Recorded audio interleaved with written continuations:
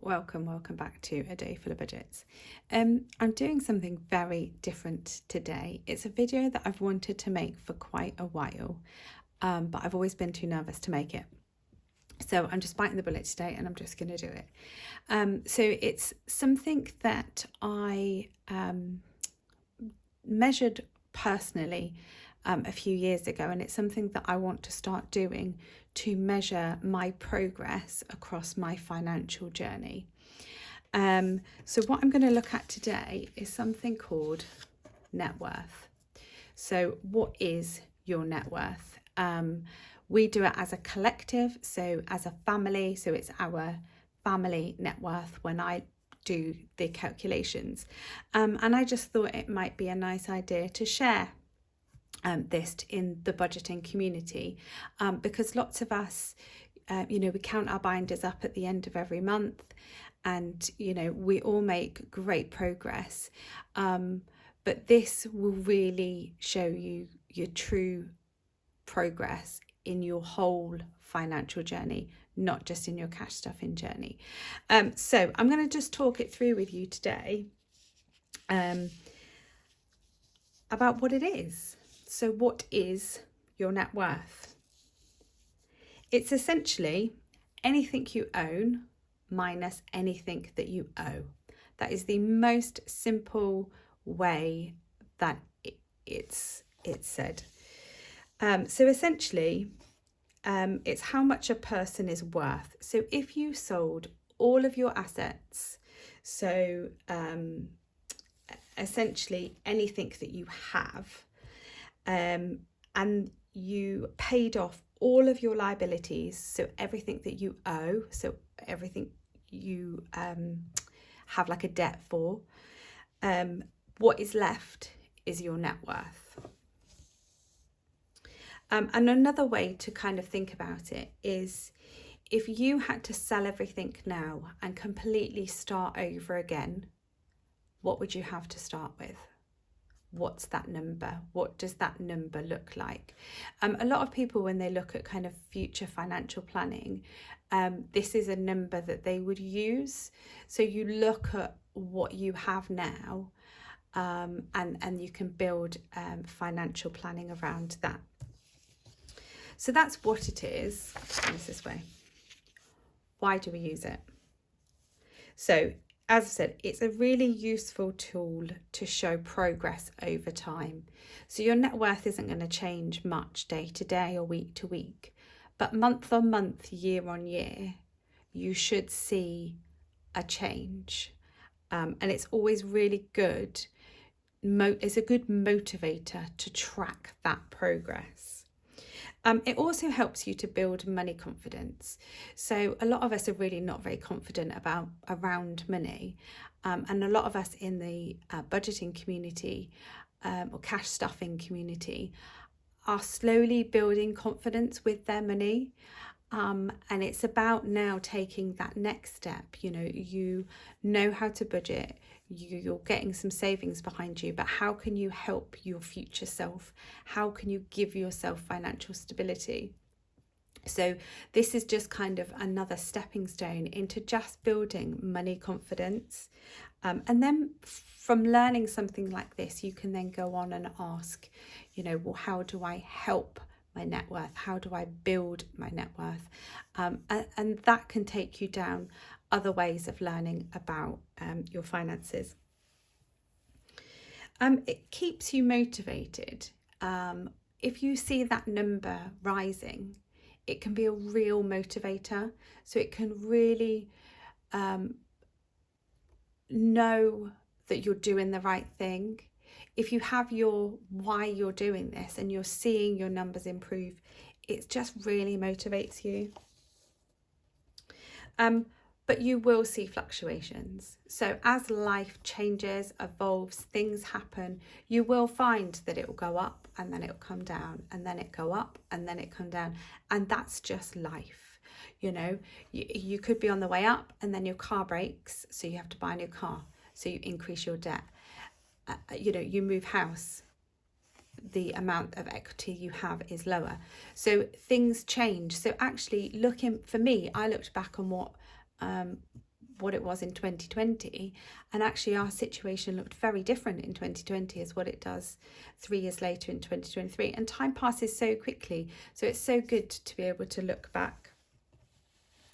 And finally, you can set personal goals, you can aim, you can use the numbers to help you in the future, to help that future self. So that's a brief of what it is and why you would potentially use it. But just remember, money is a very small aspect of a person's true worth. Educating in yourself is hugely valuable and will also help you with your net worth. So do remember that the money, the numbers on a piece of paper don't define you. They're there to aid you. So how do we calculate it? So what I'm going to do is I'm going to show you, I'm going to attempt now to write it all out for you, and show you how to calculate your net worth. Now, I ummed and ahed whether to use my numbers, but I have full transparency on my channel over everything, that we have coming in, that we have going out. So I have decided to use my numbers. Now, my journey has been full of ups and full of downs, lots of downs, not as many ups as we've had downs. And this is where we are right now. So that was just my chair moving, if you heard that. So I'm going to put up here. So my net worth.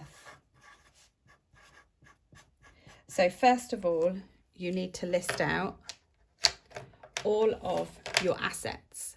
So your assets are just things that you own or you have money in.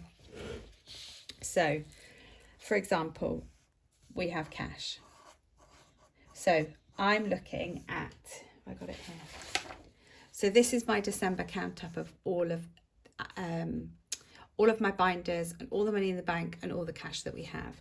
Now, some of this is allocated to certain things, and you'll see that I'll put that in my liability section.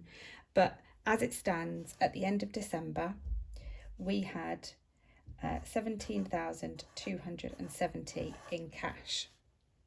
So I'm just going to write a note up here actually that this is as of December 23.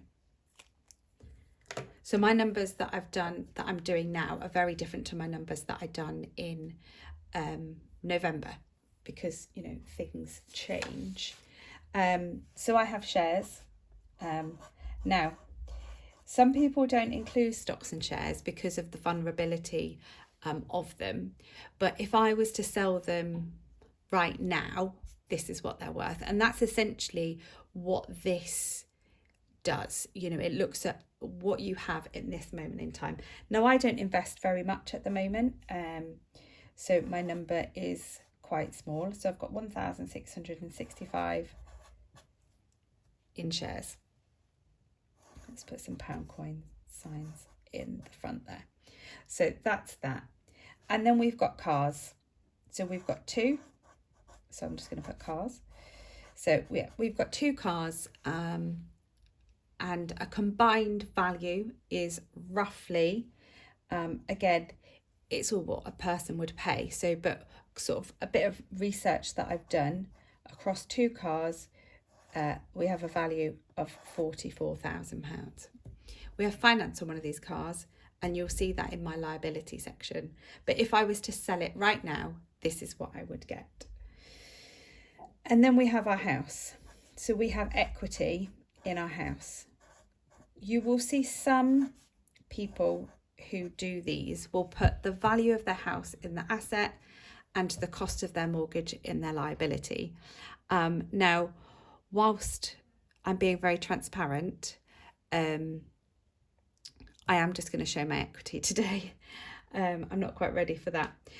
So the equity that we have in our property, and this is due mostly to market changes rather than anything else. And this could potentially, if the housing market crashes, this number will fall. But at the moment, our number is 403,104. So that is the value of our house right now, less the mortgage that we owe. So then we can add that up. Now I've already done this, and this comes to £466,039. Now, there could be many other assets that people have. So, if you own like a motorhome or a caravan or, another property, or, just anything that's of value that you could potentially sell, add it to your list. This is literally all we have in terms of asset. So then we look at our liabilities. So these are all the things that we owe. So these, it's not a very good pen. This isn't a very good start, is it? It was working a minute ago. So liabilities. We have credit cards. There we go. So credit cards. I don't know why I just done those dots. That's really annoying. So we have 2 credit cards at the moment. We have one that has £1,690, and that's what we're repaying. So that is our debt that will be paid off by March. But we also have another amount on a credit card of £5,103, and that is for a holiday. And now I've included that there because the cash for our holiday is included here. So I've just kept it consistent. And then we have a loan for our car. So the loan for our car, which is it's on PCP. So it's a loan payment for 4 years and a balloon payment at the end. Now I'm including that balloon payment because essentially it is still something that we owe. And that amount comes to 38,825. Pen's gone again. So you can see, as much as our cars are worth 44,000, actually we still owe 38,000 on the cars. I don't necessarily class this in my debt calculator. It's a PCP.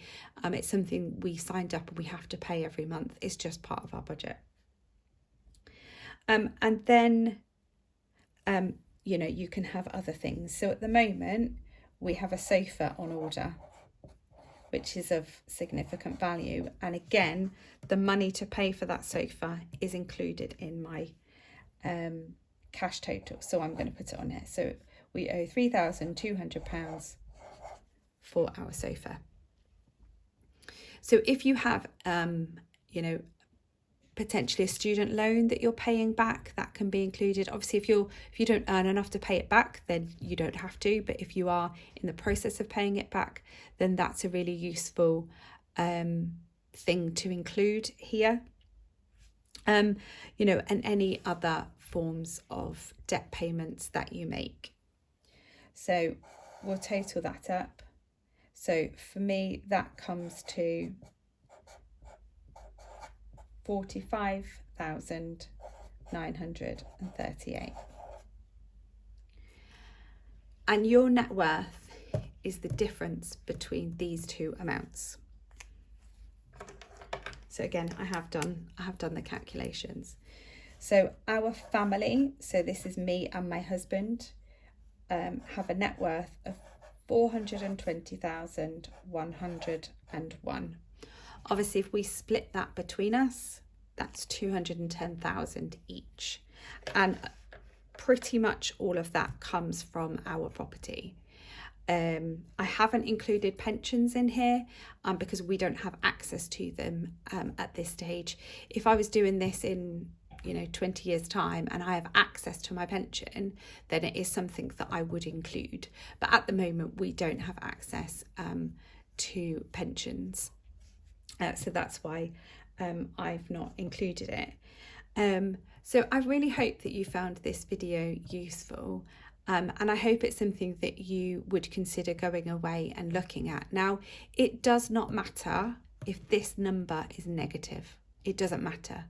It doesn't matter that if this number isn't as high as mine, because it's your journey. It's everybody's personal journey. What you want to aim for is for that number to increase. And again, it's okay if it decreases, but make sure it starts to increase. So if you're currently starting that you have a negative number here, that's your start point. And then you can see every month that negative number getting smaller. And you can feel the personal achievement from making that number better. See, I'm not a financial advisor.